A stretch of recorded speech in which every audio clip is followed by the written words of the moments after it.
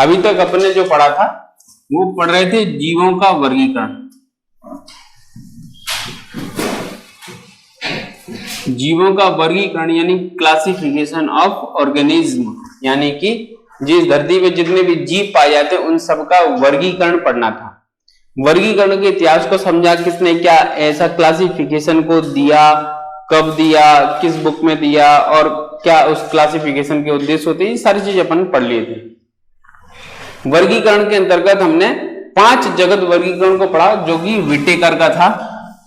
एक था मोनेरा, दूसरा प्रोटिस्टा, तीसरा कवक और चौथा पादप, पांचवा जंतु, है ना। तो मोनेरा, प्रोटिस्टा, कवक, पादप और जंतु, इस धरती पर पाए जाने वाले सभी जीव इन 5 भागों में विभाजित हैं, इसलिए इनको कहते हैं क्लासिफिकेशन। ठीक है, इंग्लिश में इनको कहते हैं Monera, protista, fungi, Plantae, animalia. ठीक है, मोनेरा जो है वो एक ही कोशिका के यानी कि सिंगल सेल एनिमल होता है और इनकी जो सेल है वो प्रोकैरियोटिक टाइप की होती है। ठीक है, अंडर डेवलप्ड होती है यानी कि अल्प विकसित होती है। ये इनकी कुछ विशेषताएं हैं। प्रोटिस्टा जो है वो भी एक ही सेल का बना हुआ एनिमल होता है, सिंगल सेल होता है, लेकिन इसकी जो सेल है वो प्रोकैरियोटिक ना होते हुए यूकैरियोटिक होती है। ठीक है, और ये जो होते हैं वो पूर्ण विकसित होते हैं। पूर्ण विकसित इसकी कोशिका होती है। अब दोनों में अंतर करने को आ सकता है कि मोनेरा और प्रोटिस्टा में अंतर, तो आप लिखेंगे यह एक कोश की प्रोकैरियोटिक जीव का जगत है ना, यूनिसेल्यूलर प्रोकैरियोटिक एनिमल किंगडम है, और ये यूनिसेल्यूलर यूकैरियोटिक एनिमल किंगडम है। यानी कि अंतर हो गया, दोनों एक ही कोशिका के हैं लेकिन इसकी प्रोकैरियोटिक उसकी यूकैरियोटिक। ठीक है, फिर उसके बाद ये अंडर डेवलप्ड है, ये फुल्ली डेवलप्ड है, पूर्ण विकसित कोशिका है। फिर उसके बाद अगला आएगा तो इसके अंदर केंद्रक यानी कि न्यूक्लियस अल्प विकसित होता है, अंडर डेवलप्ड होता है और इसके अंदर विकसित होता है। इसका जो केंद्रक होता है वो पूर्ण विकसित होता है। इसके अंदर जो राइबोसोम होगा वो 70S टाइप का होता है और इसके अंदर जो राइबोसोम होता है वो 80S प्रकार का होता है। प्रोकैरियोटिक यूकैरियोटिक के आधार पर प्रोटिस्टा मोनेरा में अंतर। ठीक है, ऐसे करके अगर अपन कवक देखेंगे तो कवक और पादप में अंतर पूछ सकता है। क्या है कि इसकी जो सेल वॉल होती है, कोशिका भित्ति, वो बनी होती है काइटिन की, और इसकी जो सेल वॉल होती है वो बनी होती है सेल्यूलोज की,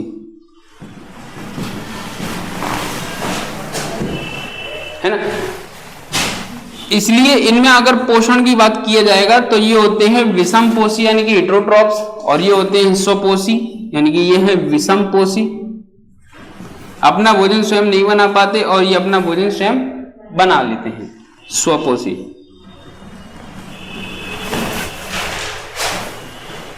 ठीक है, फिर उसके बाद अगर इनकी समानता की बात करेंगे तो दोनों का उपयोग औषधि बनाने में किया जाता है। नीम का उपयोग किया जाता है औषधि बनाने में, कवक का भी किया जाता है औषधि बनाने में। ठीक है, तो ये इनकी मध्य बेसिक अंतर है ना। पादप और कवक के बाद अपना कल जंतु रह गया था। जंतु को अगर अपन देखें तो जंतु को 2 भागों में बांटा जाता है। एक होता है कोशिका की संख्या के आधार पर, ये जो अपन देख रहे हैं वो सेल की संख्या के आधार पर देख रहे हैं। कोशिका की संख्या के आधार पर ये 2 भागों में, एक है प्रोटोजोआ। प्रोटोजोआ के अंतर्गत ऐसे एनिमल आते हैं जो केवल एक ही सेल का बना होता है ना, और मेटाजोआ के अंतर्गत ऐसे आते हैं जो बहुत सारी कोशिका का बना होता है। मेटाजोआ मल्टी सेल्यूलर यानी कि बहुकोशिकीय।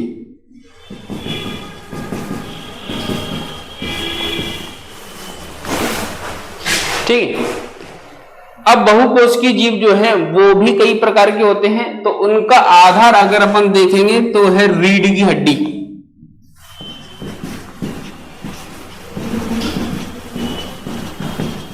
रीढ़ की हड्डी के आधार पर इनको दो भागों में बांटता है। रीढ़ की हड्डी को वर्टिब्रल कॉलम कहते हैं इंग्लिश में, ठीक है। दो भागों में बांटा है। पहला इसका है नॉन कॉर्डेट एनिमल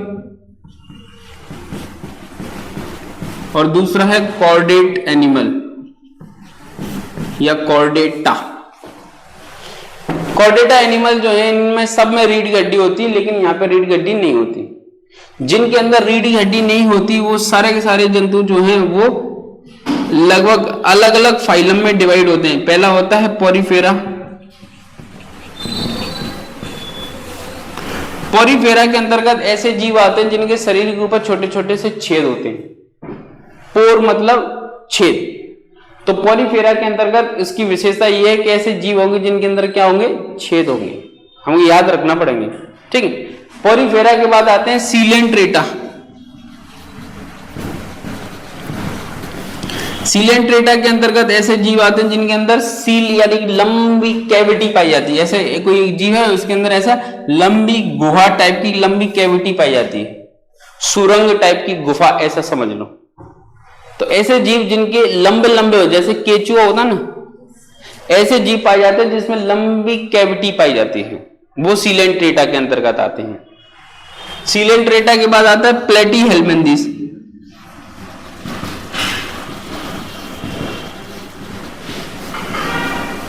प्लेटीहेल्मिन्थीस के अंतर्गत ऐसे जीव आते हैं जो प्लेट जैसा चपटे होते हैं। प्लेटी यानी कि प्लेट जैसे चपटे होते हैं।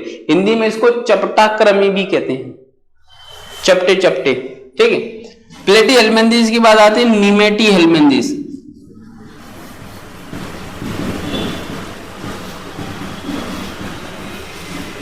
निमेटीहेल्मिन्थीस या इसका दूसरा नाम होता है एस्केहेल्मिन्थीस या निमेटोडा।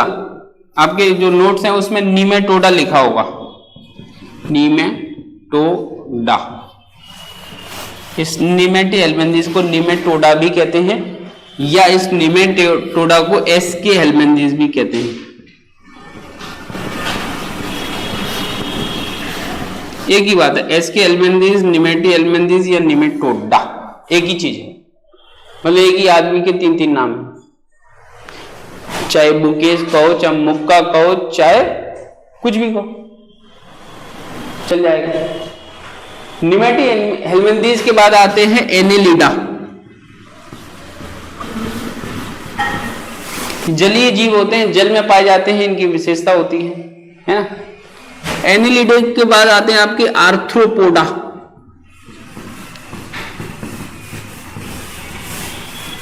आर्थ्रो का मतलब होता है जॉइंट, पोडा का मतलब होता है पैर, यानी कि ऐसे जीव जिनके पैर जॉइंट शेप में हो। जैसे आपने देखा होगा मच्छर, जैसे आपने कॉकरोच भी देखा होगा।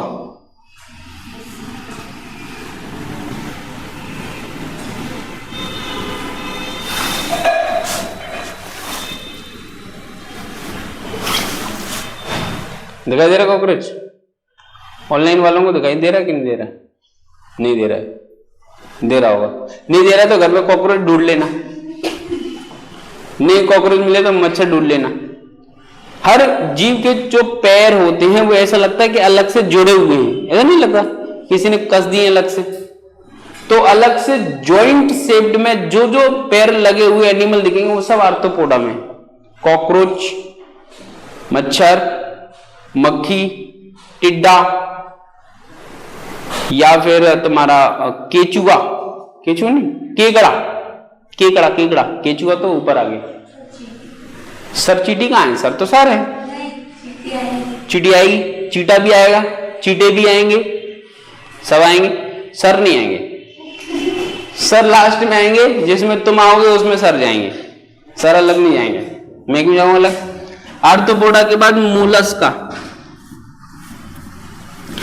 इसके अंतर्गत समुद्र, गहरे समुद्र या उथले समुद्र में पाए जाने वाले जीव रहते हैं, है ना। फिर उसके बाद है इकाइनोडर्मेटा। इसका स्टारफिश होती है ना, वो भी आते हैं। इकाइनोडर्मेटा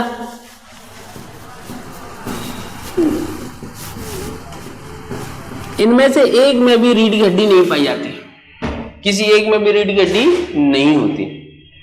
अब पेपर में जब प्रश्न पूछे जाएंगे तो इसमें नोट्स में जो लिखा हुआ है अपने को वो याद करना पड़ेगा। नोट्स है किसी के पास? लगाओ। अब एक एक करके नोट्स को किस तरीके से याद करना है और परीक्षा में इससे संबंधित क्या क्वेश्चन बनेंगे अभी मैं बताता हूं।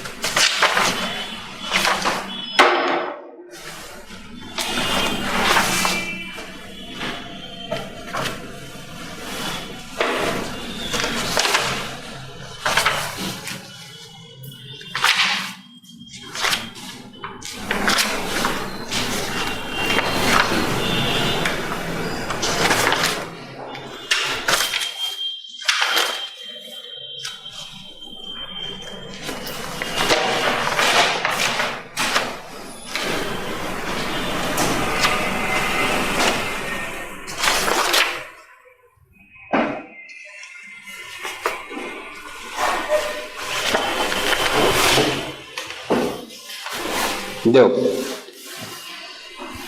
पेज नंबर 43 पे है मोनेरा। मोनेरा के अंतर्गत लिखा है इस जगत में सबसे प्राचीन सरल प्रोकैरियोटिक सूक्ष्म जीवों को शामिल किया गया। ये पूरी लाइन याद रखनी है। अगर मोनेरा लिखने को आएगा 3 मार्कर में तो हम यही लिखेंगे कि इस जगत में सबसे प्राचीन, ठीक है, सबसे प्राचीन क्यों कि इस धरती पर जन्म लेने वाला सबसे पहला जीव जीवाणु था, इसलिए सबसे प्राचीन सरल प्रोकैरियोटिक और सूक्ष्म जीवों को शामिल किया गया। एक ही लाइन में अपने बहुत सारे फैक्ट क्लियर हो जाएंगे। और उसके बाद एक उदाहरण लिख देना, जैसे जीवाणु, नील अरिशैवाल, माइकोप्लाज्मा आदि। कोई एक उदाहरण लिख देना, काम चल जाएगा। ठीक है, फिर उसके बाद लिखना इनके विशिष्ट लक्षण। लक्षण में देखो इसके अंदर लिखा प्राय एक कोष की अकेले समूह में पाए जाते हैं, है ना। तो इसमें अपन लिखेंगे यह समूह में पाए जाते हैं। लक्षण इसका ये है, क्योंकि एक कोष की तो अपन उधर ही लिख चुके, रिपीट नहीं करना है। फिर उसके बाद जो लास्ट में फैक्ट लिखा ना, शैवाल का अध्ययन फाइकोलॉजी कहलाता है, इसको काट दो, ये गलत जगह लिखा है। फैक्ट गलत नहीं लिखा है, लेकिन गलत जगह लिखा है। गलत जगह इसलिए लिखा है क्योंकि मोनेरा के अंदर शैवाल आता ही नहीं है। शैवाल का अध्ययन फाइकोलॉजी कहलाता है, ये अच्छी बात है और गलत नहीं है ये, लेकिन जगह गलत है। अगर अपन यही याद कर लेंगे और मोनेरा आया और तुम में से एक भी गलती से लिख के आ गया, ये फैक्ट वो नंबर काट देगा, है ना। तो जगह थोड़ा मिस्टेक है उसकी, फैक्ट सही है। ऐसे करके अगला फैक्ट लिखा है इसमें ऊपर की ओर, इस जगत के जीव पोषण की दृष्टि से स्वपोषी या परपोषी दोनों प्रकार के हो सकते हैं। तो ये उसकी विशेषता है। ऐसे करके अब अपने को क्या करना पड़ेगा, याद करने पड़ेंगे। जैसे मोनेरा अपने ये सारी चीज याद करी, इसी के बाद इनके लिखेंगे लक्षण या गुण। अपन लिखेंगे यह जीव स्वपोषी और परपोषी दोनों प्रकार के होते हैं। यह जीव समूह में पाए जाते हैं। इनकी कोशिका विकसित नहीं होती है, ठीक है। इनके अंदर 70 इस प्रकार के राइबोसोम पाए जाते हैं। यही वाले फैक्ट इस तरीके से लिखने हैं। ऐसे ही अपने को प्रोटिस्टा में लिखने हैं, तब जाके अपने नंबर अच्छे मिलेंगे। और ऐसे ही करके फंजाई में लिखने हैं। फिर आते हैं अपन जंतु पे। तो जंतु में अपना दिया है प्रोटोजोआ, है ना, प्रोटोजोआ। प्रोटोजोआ को अपन पढ़ेंगे अगले पेज पे, 44 पे है। तो इसमें लिखा है इनका शरीर एक कोशिकीय होता है, आकार निश्चित नहीं होता। एक कोशिकीय होता है, उसके बाद जो लिखा है एक कोशिकीय अथवा अकोशिकीय होता है, तो वो अकोशिकीय को हटा दो। एक कोशिकीय तथा एक कोशिकीय होता है और आकार निश्चित नहीं होता। क्यों? क्योंकि इसका जो उदाहरण है वो उदाहरण है अमीबा, और अमीबा का आकार निश्चित नहीं होता।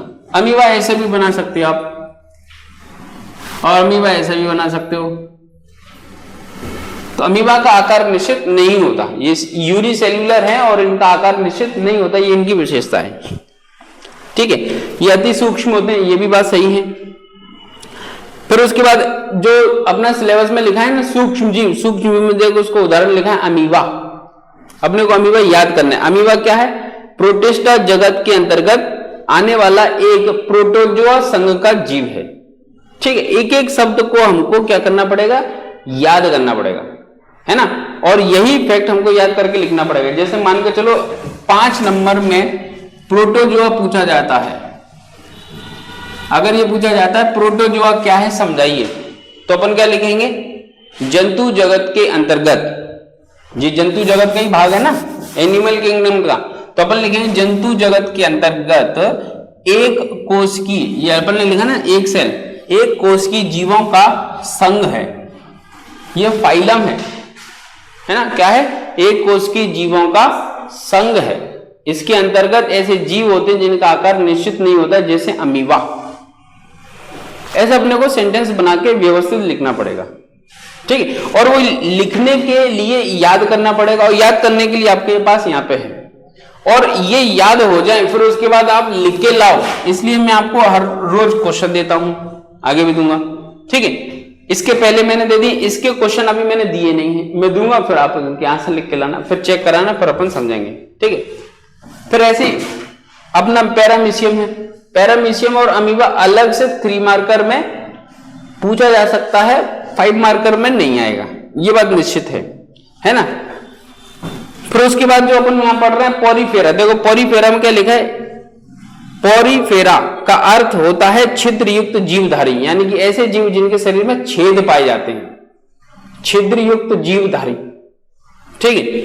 फिर उसका यह बहुकोशिकीय जंतु होते हैं, अपन ने पहले ही लिखा है, ये सब बहुकोशिकीय के अंतर्गत आ रहे हैं। तो हमें क्लासिफिकेशन याद रहेगा ना, तो बहुत सारे फैक्ट याद रहेंगे। तो जितने भी इनमें से कोई भी जीव उदाहरण के तौर पे आएगा वो सब बहुकोशिकीय। अगर कुछ भी याद नहीं आएगा तो अपन ये तो लिख ही सकते हैं यह बहुकोशिकीय जंतु है, तो उतने में वो नंबर 1 तो दे ही देगा, है ना। फिर उसके बाद इनका शरीर ऊतकों में विभाजित नहीं होता, यानी कि सिंगल सेल के बने होते हैं, मतलब बहुत सारे छोटे छोटे सेल का बने होते हैं, इनमें ऊतक नहीं होते, ठीक है। ये जलीय जीव होते हैं, यानी कि सारे के सारे कहां पाए जाते हैं? जल में पाए जाते हैं। अधिकांश जंतु समुद्र और पत्थरों आदि पर चिपके रहते हैं, समुद्र के अंदर जो पत्थर होते हैं वहां पे चिपके रहते हैं। बगल में आपका डायग्राम दिख रहा होगा। ये सफेद या रंगीन होते हैं, इनमें रंग भी पाए जाते हैं, कुछ कलर्ड भी होंगे, कुछ सफेद भी होंगे। अच्छा, सफेद रंग होता है कि नहीं होता है? सफेद रंग होता है?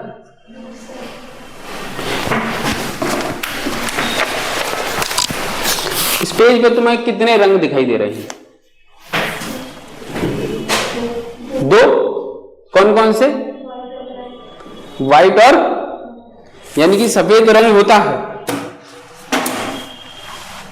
वैसे नहीं होता, लेकिन वैसे कैसे? क्या बोर्ड बताओ, बोर्ड पे, इस पे बोर्ड पे तुम्हें कितने रंग दिखाई दे रहे हैं? 2 रंग दिखाई दे रहे हैं। कौन कौन से? ब्लैक और व्हाइट, 2 रंग। इनमें से एक रंग है ही नहीं,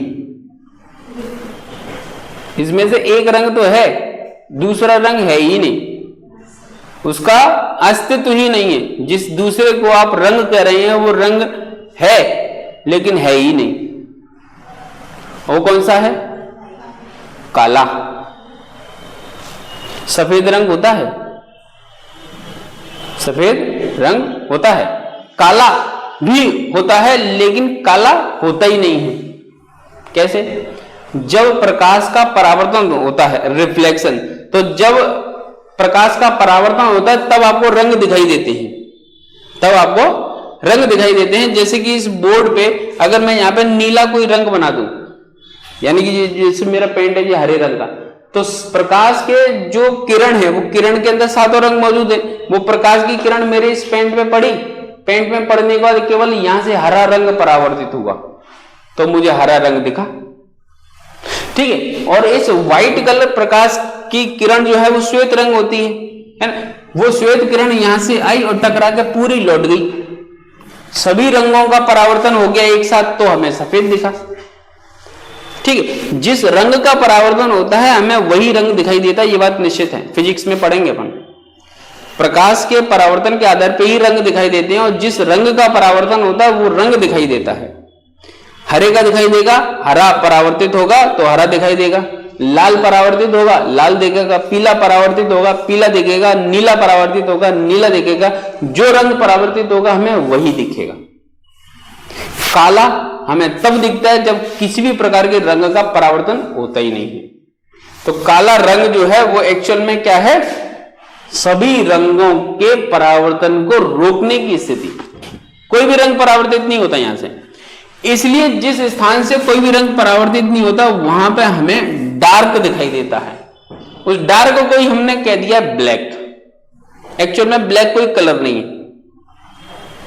ब्लैक क्या है, सभी रंगों को अवशोषित करने की स्थिति। इसलिए अपन सर्दियों में ज्यादातर ब्लैक कपड़े पहनते हैं, क्योंकि इस पूरे एटमॉस्फेयर में जितनी भी हीट है उसको एब्जॉर्ब कर लेगा, वो परावर्तित नहीं करेगा, तो अपने को गर्मी बनी रहेगी। अपन सफेद पहनेंगे तो सब परावर्तित कर देगा, तो गर्मी नहीं आ पाएगी, यानी कि फिर ठंड लगेगी। सर्दियों में अपन काले या डार्क रंग के कपड़े पहनते हैं और गर्मियों में अपन लाइट रंग के, क्योंकि ज्यादा से ज्यादा परावर्तन हो तो गर्मी कम लगे, है ना। तो यहां पे अपने को ये याद रखना है, इस तरीके से ये सफेद या रंगीन होते हैं, यानी कि ये कई प्रकार के, सफेद भी एक रंग होता है ना। इनमें जनन लैंगिक और अलैंगिक दोनों होता है, यानी कि मानव में दो प्रकार के लिंग हैं, स्त्रीलिंग और पुल्लिंग, अलग अलग, ठीक है। तो ऐसी स्थिति में ये जो जीव हैं इनमें लैंगिक जनन भी होता है, यानी कि ये सेक्सुअल रिप्रोडक्शन भी करते हैं, इनमें भी लिंग पाए जाते हैं। और अलैंगिक यानी कि बिना लिंग के आधार पर भी ये रिप्रोडक्शन कर सकते हैं। तो ये इनकी विशेषता है, ये याद करना पड़ेगा, ठीक है। जब पॉरीफेर आएगा तो आप ये लिखेंगे, यह इन जीव जैसे यानी लक्षण, तो यहां पॉरीफेरा में हेडिंग डाल के लिखेंगे लक्षण। इनमें लैंगिक और अलैंगिक दोनों प्रकार का प्रजनन होता है, इनके शरीर में छिद्र पाए जाते हैं, यह रंगीन और सफेद दोनों प्रकार के होते हैं। इस प्रकार से अपने को फैक्ट लिखना पड़ेंगे, तब जाके हमें ऐसे में नंबर मिलेंगे। और ये प्रश्न है वो आएगा आपके फुल में, शॉर्ट में नहीं आएगा। शॉर्ट में हो सकता है इंडिविजुअल किसी एक को पूछ ले, जो संभव नहीं है। जब ये 11th क्लास में अपन पढ़ते हैं, 12th क्लास में पढ़ते हैं, कॉलेज में first year second year final में पढ़ते हैं, और जिस सिलेबस में जब जब रहता है तब तब नहीं पूछता, तो अब तो पीएससी की है। ये इतना टफ है या इतना बेकार बोरिंग टाइप का सब्जेक्ट है कि क्लासिफिकेशन में एनिमल क्लासिफिकेशन कभी पूछा ही नहीं, किसी ने ही नहीं पूछा, ठीक है। लेकिन चूंकि बड़ा इतना है, संभावना इतनी, हर एक शब्द से क्वेश्चन बन जाता है, तो इसलिए पढ़ना पड़ता है। अगर मान के चलो अमीबा पूछ लिया तो क्या कर लोगे, लिखना ही पड़ेगा। तो कैसे लिखेंगे, अमीबा एक कोष की प्रोटोजुआ संघ के अंतर्गत शामिल जंतु है जिसकी कोई निश्चित संरचना नहीं होती है, ठीक है। इसका केंद्रक विकसित होता है, क्योंकि ये प्रोकैरियोटिक का ही है, और सॉरी यूकैरियोटिक का तो विकसित होगा।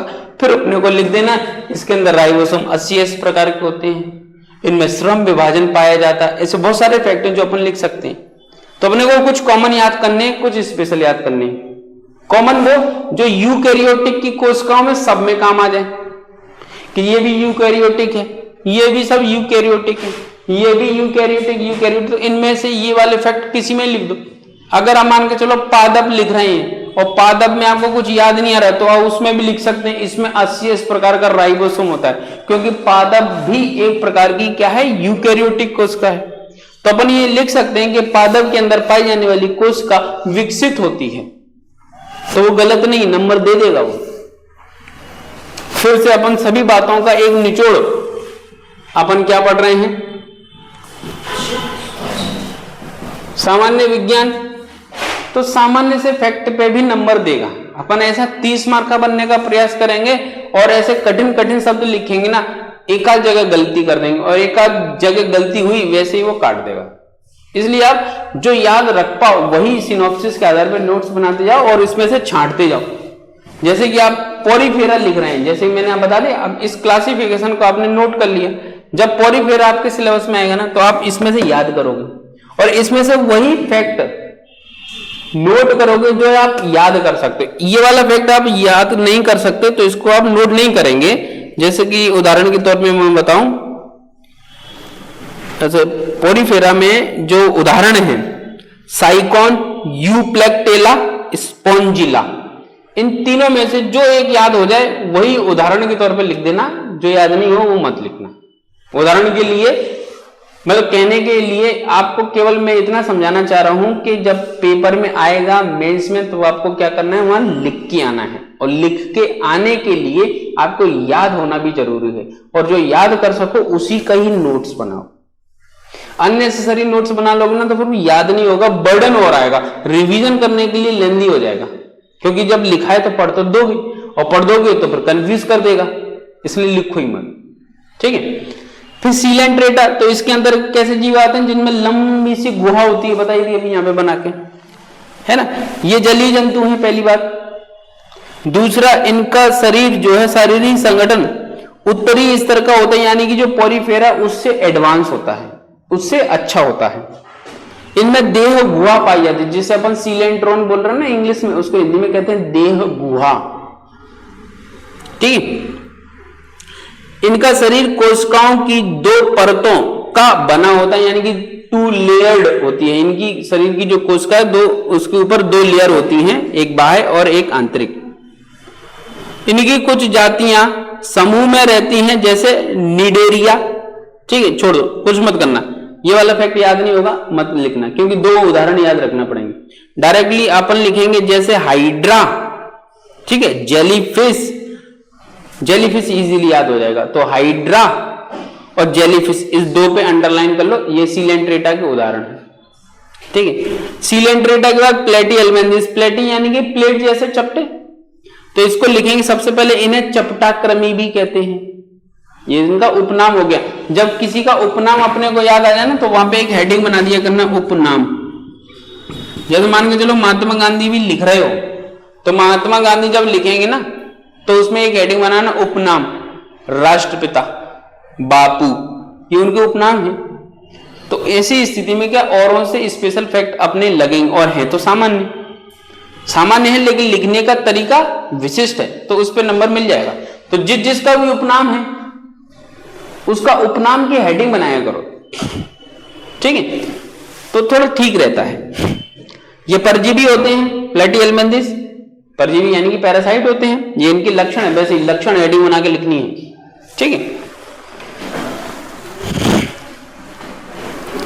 आहार नाल केवल मुंह द्वारा बाहर खुलता है, फीताकृमि में आहार नाल अनुपस्थित होती है। छोड़ो। श्वसन अंग, कंकाल तंत्र, रुधिर परिवहन तंत्र विकसित नहीं होते, ये इंपॉर्टेंट फैक्ट है। अपन विकास क्रम का उद्देश्य भी पढ़ रहे हैं ना, तो धीरे धीरे अगर देखें, इनमें श्वसन अंग यानी कि फेफड़े नहीं होते। ठीक है। इनमें कंकाल तंत्र यानी कि हड्डी विकसित नहीं होती। रुधिर परिवहन तंत्र यानी कि ब्लड सर्कुलेशन सिस्टम नहीं होता इनमें प्रॉपर, है ना, ये सारी चीजें इनमें विकसित नहीं होती। आगे आएंगे ना, सीलेंट्रेटा के बाद प्लेटीहेल्मिन्थिस के बाद निमेटोडा, इसमें देखेंगे अपन कुछ ना कुछ एक चीज विकसित अवस्था में दिख जाएगी। ठीक है। इसमें ऊतक उपस्थित होते हैं, परिवहन अंग, श्वसन अंग नहीं, परंतु तंत्रिका तंत्र विकसित होता है। अगली लाइन पे लिखा हुआ है, अगले पेज पे, अगले पेज पे क्या लिखा है, पहले पॉइंट में जो ब्रैकेट में लिखा है, परिवहन अंग यानी कि परिवहन तंत्र में दिल वगैरह विकसित नहीं होता है, लेकिन इनके अंदर नीचे तंत्रिका तंत्र विकसित होता है। तो एक चीज एडवांस हो गई। इस तरीके से अपने को याद रखना पड़ेगा, निमेटोडा जो है उनमें कौन सी चीज विकसित है, कौन सी चीज विकसित नहीं, और ये फैक्ट याद करने पड़ेंगे।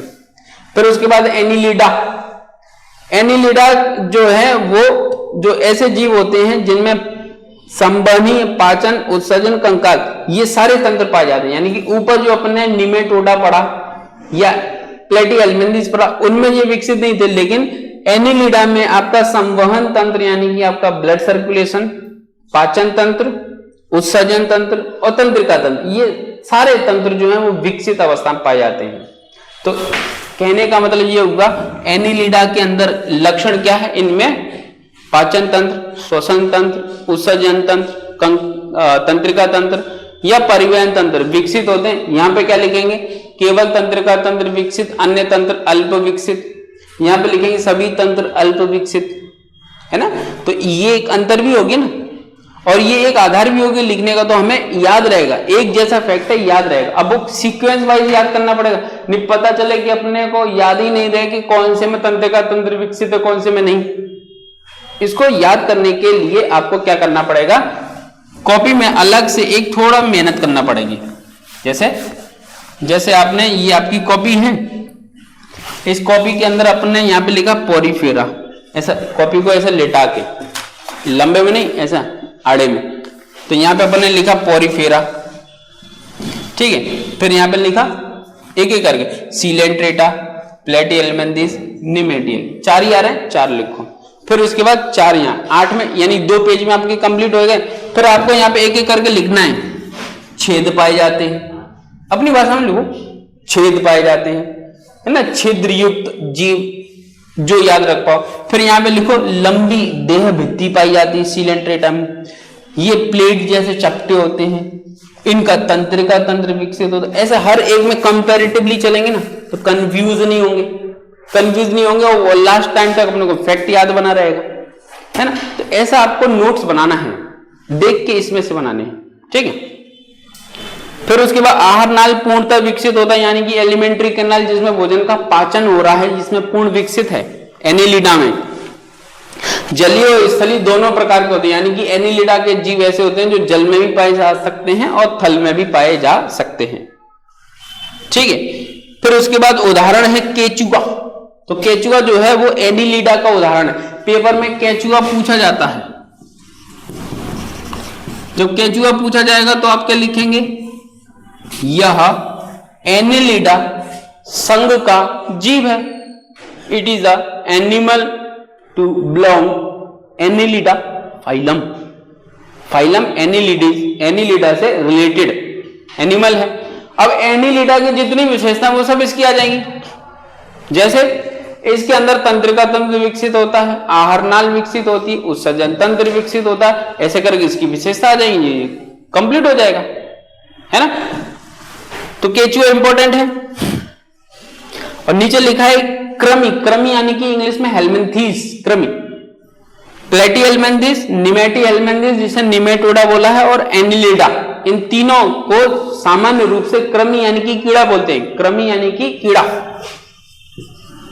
कृमि को सामान्य भाषा में कहते हैं कीड़ा, कीड़ा या कीड़े।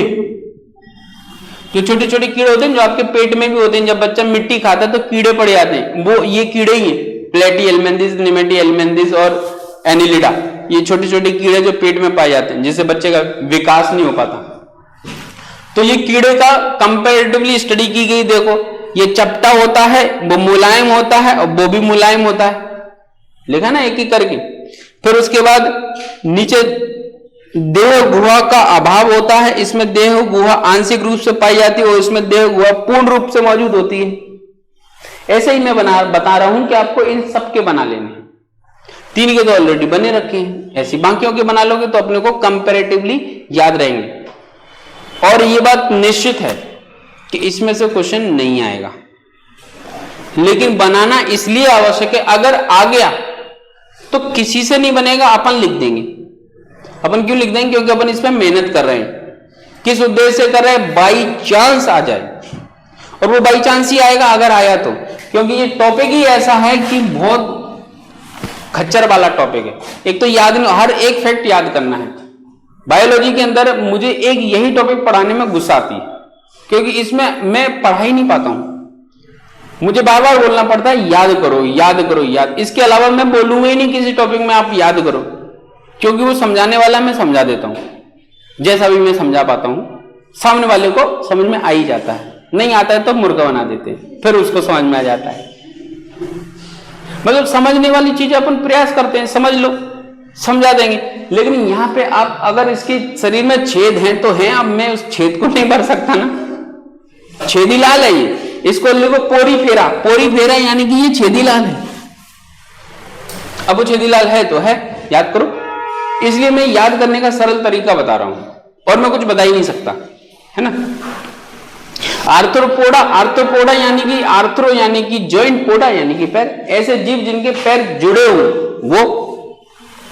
इसका पहला फैक्ट सबसे इंपॉर्टेंट है, जंतु जगत का सबसे बड़ा संघ है, यानी कि इस दुनिया में जितने भी जीव पाए जाते हैं उन सभी जीवों में सबसे ज्यादा जीव आर्थ्रोपोडा के हैं।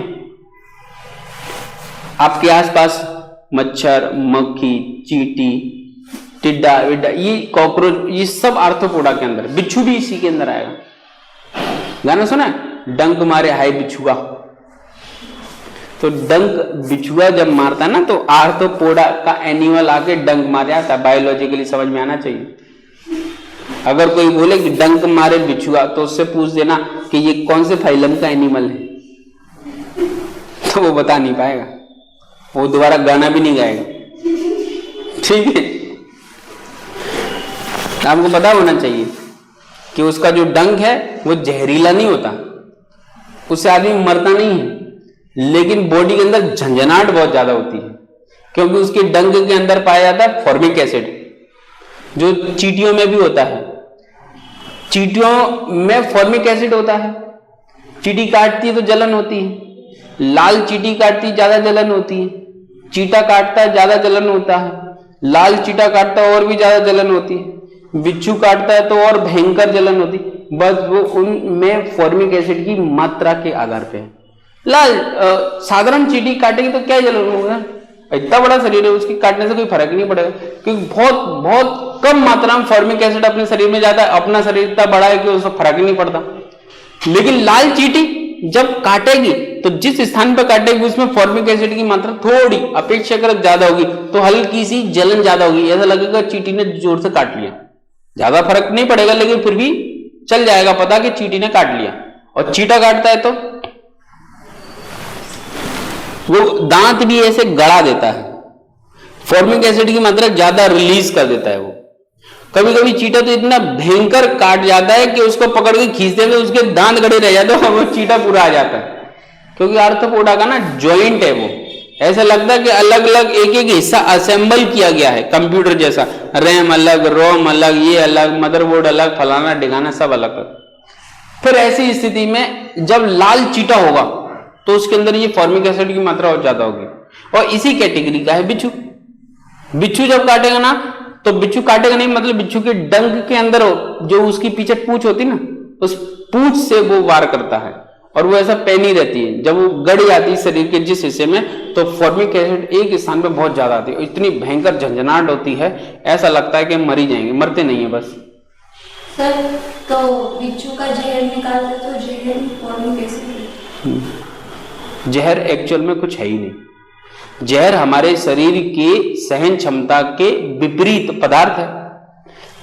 अगर वो हमारे शरीर के सहनशीलता के अकॉर्डिंग होता तो हमें दिक्कत ही नहीं होती।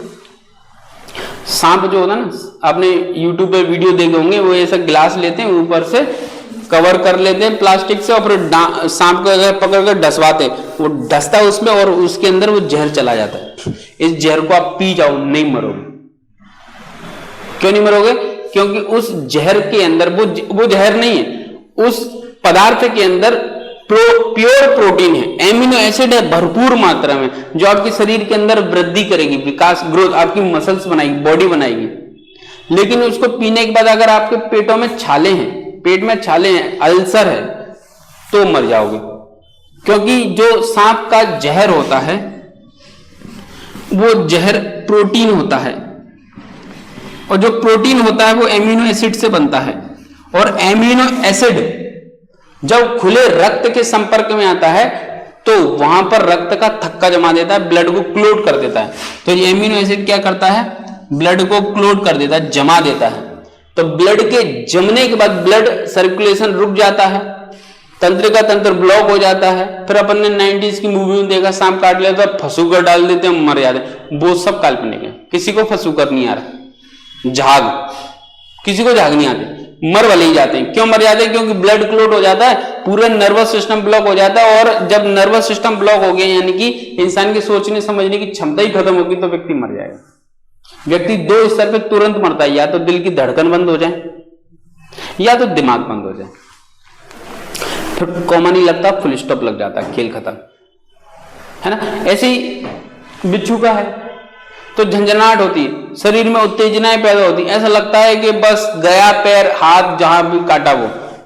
लेकिन आपने Manjhi the mountain man movie देखी होगी, वो पहाड़ तोड़ते तोड़ते एक बार उसके अंगूठे में सांप डस लेता है तो अंगूठे ही काट देता है, क्योंकि वो सांप का जो जहर जो था वो ब्लड के संपर्क में आया, तो जहां पे ब्लड क्लोटिंग किया वो पूरी शरीर में नहीं फैल पाया, उसने अंगूठे ही काट दिया।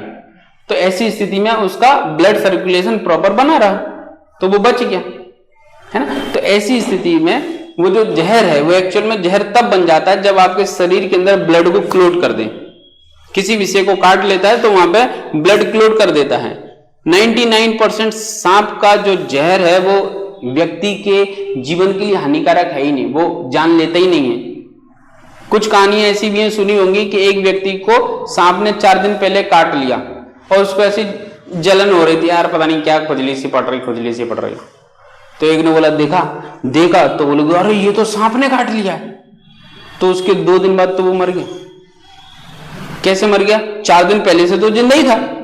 उसने इस सोच में अरे सांप ने काट लिया, मेरे अंदर जहर फैल जाएगा, और उसके शरीर के अंदर जहर फैल गया और मर गया। जब उसका पोस्टमार्टम हुआ तो सांप के काटने से जो जहर शरीर के अंदर पाया जाना चाहिए वही जहर उसके शरीर में पाया गया, उस जहर से वो मर गया। सोच के, है ना। एक तो प्रैक्टिकल ऐसा भी था, एक व्यक्ति को आंख बंद करके पट्टी में बिठाया गया, पट्टी से आंखें बंद करके उसको बिठाया और 2 सुइयां चुबा दी एक टाइम में, और उसको बोला तुमको सांप ने काट लिया। अब उसने देखा तो नहीं, 2 सुई चुबाई गई थी, उसको लगाया सांप ने काट लिया। सांप ने 3 दिन बाद तो वो भी मर गया। और सांप के काटने से उसके शरीर में जिस जहर का निर्माण होता वो जहर पोस्टमार्टम के बाद उसके शरीर में पाया गया, जबकि उसके शरीर में 2 सुइयां चुबाई गई थी, सांप ने नहीं काटा था। सांप को पता भी नहीं था कि मैं उसको काट रहा हूं कि नहीं, बेचारा सांप वैसे ही बदनाम हो गया। तो आपके शरीर के अंदर लीवर, आपका मस्तिष्क उस जहर का निर्माण कर देता है जिस जहर के बारे में आप सोचते हो। इसलिए अपने विचारों को शुद्ध रखो, ठीक है। तो ये अपना है कौन सा? आर्थ्रोपोडा। आर्थ्रोपोडा यानी कि ऐसे जीव जो कहां पे पाए जाते हैं? मुख्य रूप से जल थल दोनों में पाए जाते हैं, ठीक है। इनका जो शरीर है वो सिर, बक्ष, उदर यानी कि पेट, बक्ष यानी कि थोरेसिक कैविटी और सिर 3 भाग में डिवाइड होता है, ठीक है। जैसे कि झींगा, तितली, मक्खी, मकड़ी, ये सब आर्थ्रोपोडा के। मच्छर वच्छर भी इसी में ही आएंगे। मोलस्का, इसके जीव जो हैं वो बहुत कोमल होते हैं, द्विपार्श्विक व कोमल होते हैं। द्विपार्श्विक याद नहीं रख पाओगे, मत करना याद, बस ये याद रखना इनके जीव जो होते हैं वो बहुत कोमल होते हैं। इनका शरीर कैसा होता है? कोमल होता है। जैसे कि कॉटन जो होती है ना एकदम सॉफ्ट, ऐसे इनका शरीर होता है एकदम सॉफ्ट। जैसे लास्ट में लिखा रहा है सीप, सीप यानी कि मोती जिसमें पलता है ना, वो अंदर से कितना सॉफ्ट होता है, ठीक है। जो जीव जितना सॉफ्ट होगा प्रकृति उसको सुरक्षा भी उतनी ही खतरनाक देती है। यानी कि उस सीप के ऊपर का कवच जो है वो कितना कठोर होता है जिससे वो अपनी सुरक्षा कर पाए, ठीक है। जैसे कि बगल में आपके एक चित्र बना हुआ है, वो काहे का चित्र है? ऑक्टोपस, उसी का ही एनिमल है, मोलस्का का। इसका शरीर भी बहुत सॉफ्ट होता है, इसलिए इसके शरीर में वो पाए जाते हैं चिपकने वाले, जो किसी भी जीव को चिपका लेता है या उसको मार के भगा सकता है। 8 पैर होते हैं इसके, ठीक है। फिर उसके बाद आता है इकाइनोडर्मेटा। इकाइनोडर्मेटा के अंतर्गत आते हैं आपके स्टारफिश, जो मैंने बताई थी अभी, है ना, स्टारफिश वगैरह, ये सब इसके जीव हैं। ये एक लिंगी होते हैं, यानी कि हर एक के अंदर एक एक विपरीत लिंग होगा, या तो मेल या फीमेल, ठीक है। इकाइनोडर्म ये यहाँ पे हो गए। इसके बाद जो जीव आएंगे अपने, वो आएंगे इधर, ऐसे जीव जिनके शरीर में रीढ़ की हड्डी पाई जाती है। कुछ भी याद रहे ना रहे, तो इसमें आपको 2 फैक्ट तो याद रहने चाहिए। ये बहुकोशिकीय जीव हैं जिनके अंदर रीढ़ की हड्डी नहीं पाई जाती, ये 2 याद रहेंगे, बस सब में आएगा। पोरीफेरा में भी यही आएगा। और एक आपको याद है पोर यानी कि चित्र, 3 याद हो गया अपना, 3 मार्कर हो गया। यह पोरीफेरा, ये लिखेंगे क्या? यह ऐसे जीव है जिनके शरीर में छिद्र पाए जाते हैं जो कि बहुकोशिकीय होते हैं और इनमें रीढ़ की हड्डी नहीं पाई जाती। 3 फैक्ट होगा। अब वो तो हर कोई नहीं है ना, लेकिन जो जली है वो तो याद करना पड़ेगा, ठीक है। कॉर्डेटा मतलब ऐसे जीव जिनके शरीर में रीढ़ की हड्डी पाई जाती है। और कॉर्डेटा एनिमल को 2 भागों में बांटा जाता है। एक होता है प्रोटोकॉर्डेटा और दूसरा होता है वर्टिब्रेटा। इन जीवों के शरीर में रीढ़ की हड्डी पाई जाती है। अंतर यह है कि प्रोटोकॉर्डेटा टाइप के जो एनिमल होते हैं उनके शरीर में रीढ़ की हड्डी जीवन के सभी समय नहीं पाई जाती, जीवन के सभी समय में ये नहीं पाई जाती। जीवन का कुछ एक विशिष्ट समय होगा तब ये रीढ़ की हड्डी होगी, हर समय नहीं होगी। और वर्टिब्रेटा के अंतर्गत रीढ़ की हड्डी हमेशा होती है, हमारे अंदर है, जन्म से लेके मरने तक रीढ़ की हड्डी हर समय रहती है। तो हम वर्टिब्रेटा के अंदर आते हैं। जिनके अंदर हर समय रीढ़ की हड्डी नहीं होती वो प्रोटोकॉर्डेटा के अंदर, और जिनमें होती नहीं वो नॉन कॉर्डेटा के अंदर आते हैं। ठीक है, प्रोटोकॉर्डेटा में लिखा है, मैं वो फैक्ट पढ़ ही नहीं रहा हूं जो आप याद नहीं कर पाओ। ठीक है, जैसे पहला वाला फैक्ट लिखा है, शरीर त्रिकोरिक देह गुहा युक्त द्विपार्श्विक होता है। ये फैक्ट ना तो आप याद कर पाएंगे ना आपको ये याद करने की आवश्यकता है। ठीक है, मेरुदंड अर्थात अथवा नोटोकॉर्ड मिलता है, यानी कि जो रीढ़ की हड्डी है उसको अपन क्या नाम देते हैं, मेरुदंड। यानी कि ऐसे जीव है जिनमें मेरुदंड रीढ़ की हड्डी या वर्टिब्रल कॉलम पाया जाता है। इसी वर्टिब्रल कॉलम को आप नोटोकॉर्ड भी कहते हैं। ठीक है, इन जंतुओं के जीवन की सभी अवस्थाओं में नोटोकॉर्ड उपस्थित नहीं रह सकता, जैसे बेलाग्लासो, पता नहीं क्या नाम लिखा है इसका, याद कर लेना। ठीक है, बेलेग्नाग्लोसस ये एनिमल है, पता नहीं कैसा एनिमल है, इसको तो विलुप्त हो जाना चाहिए। ठीक है, ऐसा नाम लिख रखा है इसका। ठीक है, तो ये ऐसे एनिमल है जिनके जीवन के हर समय इनमें रीढ़ की हड्डी नहीं होगी, ये इनकी विशेषता है, ज्यादा इंपॉर्टेंट है नहीं। मुख्य रूप से समुद्र में पाए जाते हैं, है ना। वर्टिब्रेटा इंपॉर्टेंट है, अगर गलती से इनमें से कुछ भी पूछा जा सकता है तो ये पूछा जा सकता है, क्योंकि ये हमारे वाले वर्ग का है। इसके अंदर ऐसे जीव हैं जिनमें जीवन के हर समय रीढ़ की हड्डी होती है। इनको आगे चल के फिर 5 भागों में बांटा जाता है। नंबर 1 मत्स्य वर्ग के अंतर्गत आने वाले मत्स्य वर्ग, ठीक है, उभयचर वर्ग, फिर सरीसृप वर्ग, फिर उसके बाद पक्षी वर्ग, फिर उसके बाद स्तनधारी। हम लोग स्तनधारी हैं। ठीक है, हर एक से संबंधित परीक्षा में प्रश्न बने तो हमें मैटर याद रखना है बस। जैसे पीसीज यानी कि मत्स्य वर्ग, ये सभी जीव जो है वो जली होंगे, सिंपल सी बात है, मछली है तो जल में रहेगी, मछली जल की, जीवन उसका, हाथ लगाओ बाहर निकालो तो उसको अंदर ही रहने दो, बाहर निकालेंगे तो मर जाएगी, मर जाएगी तो अपने को पाप लगेगा, अपन पापी नहीं है, अपन पापी ना बनना चाहते हैं, क्योंकि जो पापी होते हैं उनको नर्क में जगह मिलती है और जो पुण्य करते हैं उनको स्वर्ग में जगह मिलती है। और स्वर्ग में अप्सराएं नृत्य कर रही हैं, वो ऐसा चोच वाला वो होता है नहीं, कोई कलश टाइप का जिसमें से सोमरस पिलाया जाता है, अच्छा क्या, हाँ वही प्याला टाइप का, और ऐसा बढ़िया सा कांसे का पीतल का कोई गिलास होता है ऐसा, उसमें कुर्सी भी बनी रहती, इंद्रदेव बैठे रहते, तो अपन को कहीं बैठने की जगह नहीं तो खड़े होने की तो मिली जाएगी ना, तो अपन लोग तो स्वर्ग में जाना चाहेंगे। और उसमें ठंडा ठंडा सफेद सफेद धुआं भी निकलता है, नहीं अपन ने पिक्चरों में भी देखा है नहीं। तो ऐसी स्थिति में आप स्वर्ग में जाना चाहते हैं कि नर्क में? स्वर्ग में जाना चाहते हैं तो फिर मछली को पानी में रहने दो, निकालो मत। निकालने से मर क्यों रही है? बायोलॉजिकली इसलिए मर रही है क्योंकि वो पानी के अंदर, पानी यानी कि H2O जो है, इसके अंदर घुलनशील अवस्था में जो ऑक्सीजन है उससे सांस ले रही है। और जब वायुमंडल में जो ऑक्सीजन मुक्त रूप में पाई जा रही है उससे वो सांस ले नहीं पाती, हम ले रहे हैं ना। हम अगर पानी में जाएंगे तो हम मर जाएंगे। अपन दूसरी कहानी बना लेते ना, मछली जल की रानी थी, जीवन उसका पानी था, हाथ लगाए डर गई थी, बाहर निकाले मर गई थी। तो अब दूसरा किस्सा बनाओ, हम लोगों का जीवन वायु है, पानी में डालो मर जाएंगे, बाहर निकालो बचे रहेंगे। तो अपन बाहर हैं तो उन बचे, पानी में डालेंगे तो मर जाएंगे ना। क्यों मर जाएंगे? क्योंकि हमारे फेफड़े इस श्वसन की क्रिया के लिए वायु को ग्रहण करते हैं, न कि पानी में से उपस्थित ऑक्सीजन को। तो पानी में डालेंगे तो मर जाएंगे, बाहर निकालेंगे बचे रहेंगे। ये दूसरी कहानी रिकॉर्ड हो रही है, इसको वायरल कर दो, ठीक है। असीमित असमतापी जंतु, असमतापी यानी कि अगर ये पानी में है, पानी का टेम्परेचर 20 डिग्री है तो इनके शरीर का तापमान भी 20 डिग्री होता है। अगर पानी का तापमान 25 डिग्री तो ये शरीर का तापमान भी 25 डिग्री है।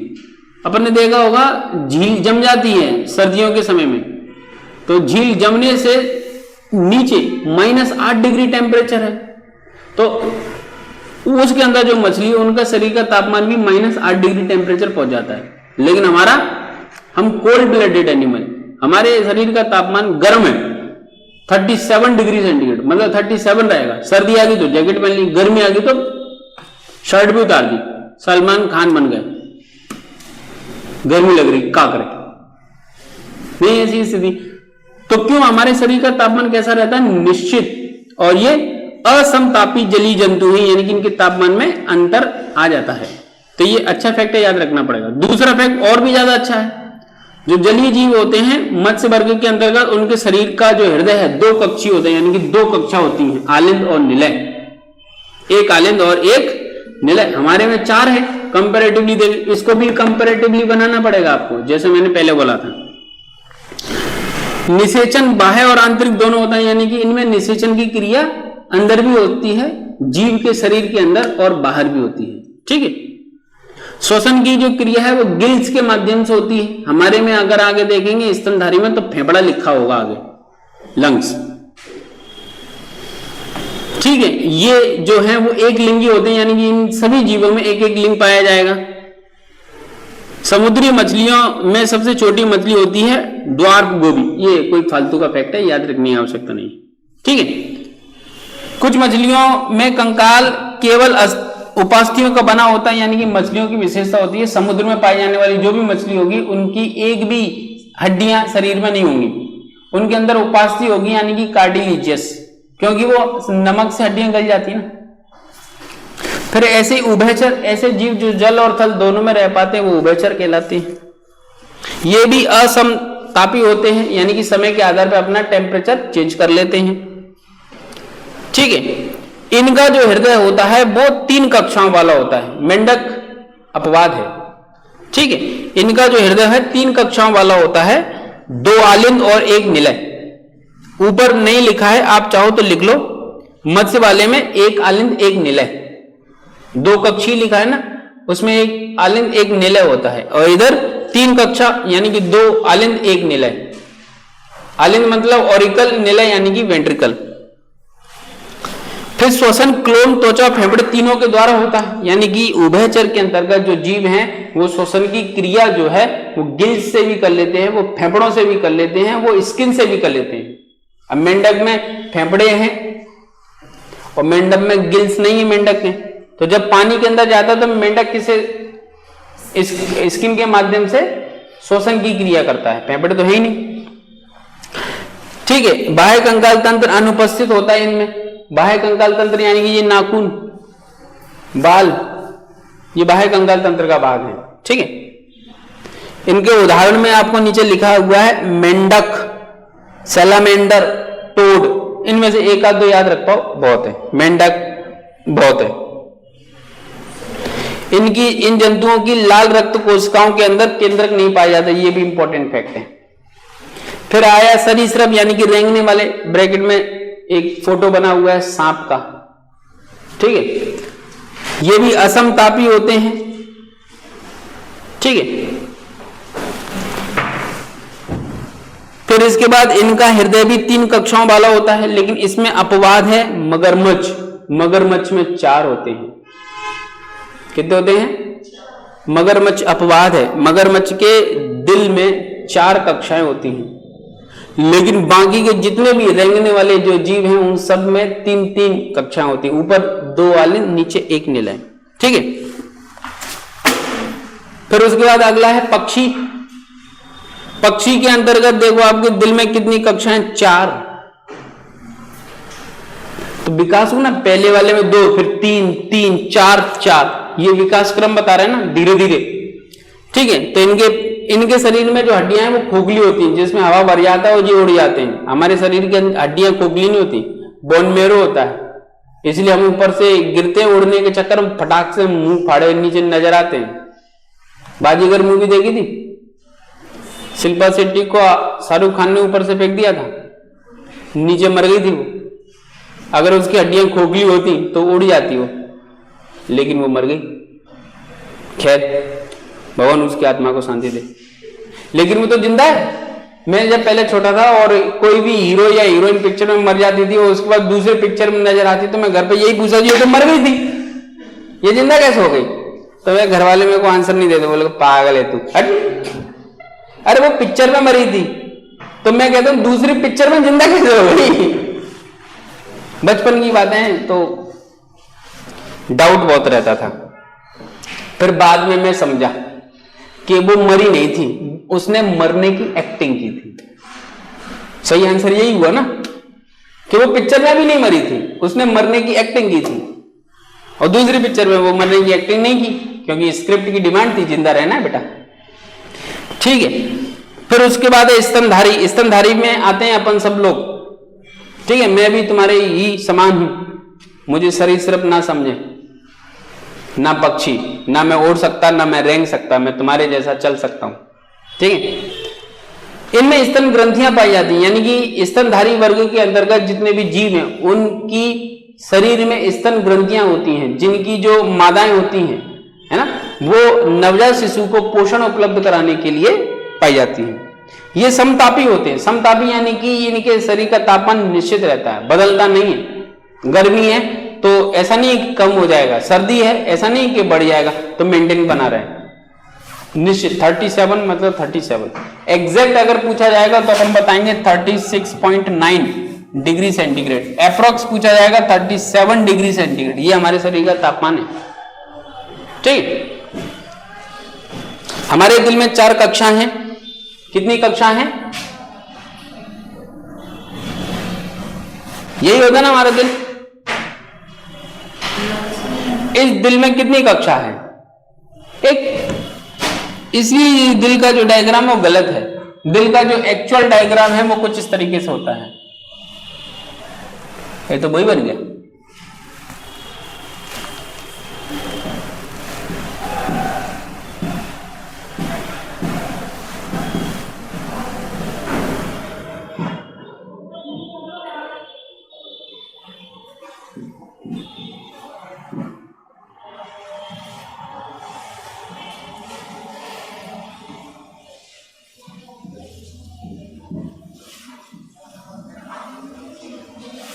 ये हमारे दिल का डायग्राम।